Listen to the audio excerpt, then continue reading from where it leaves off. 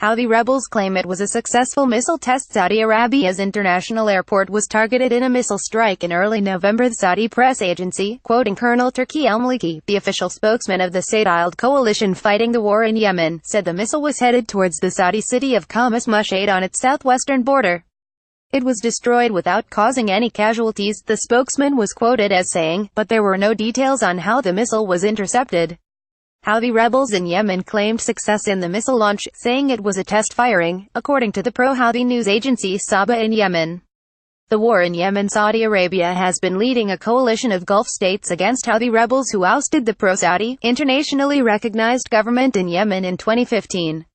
Yemen's one-time president Abdu Rabbu Mansur Hadi has been living in Saudi Arabia since the rebels took over the presidential palace in early 2015. The Houthis, a Shiite tribal militia from northwest Yemen, have been at war with the central government for the best part of a decade.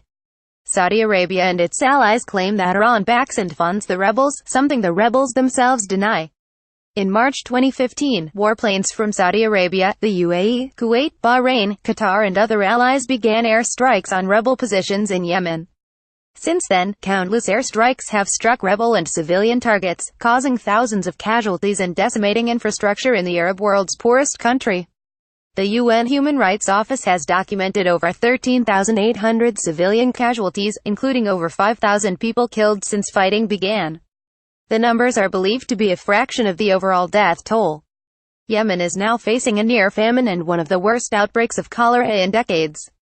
The suspected number of cases has reached 500,000, according to the World Health Organization. Blaming Iran. Saudi Arabia has blamed Iran in the past for supplying the rebels with weapons.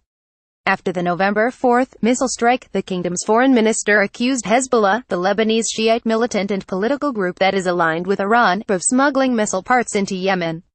Operatives from the Iranian Revolutionary Guards and Hezbollah helped put it back together again and launch it, Foreign Minister Adel bin Ahmed al-Jubair told CNN. This is a very, very hostile act, he said. We have been extending our hand to Iran since 1979 in friendship, and what we get back is death and destruction. Iran at the time responded to the Saudi claims of Tehran's involvement with the missile strike. Foreign Ministry spokesman Bahram Qasimi said the Saudi accusations were false, irresponsible, destructive and provocative, according to the Iranian news agency Tasnim.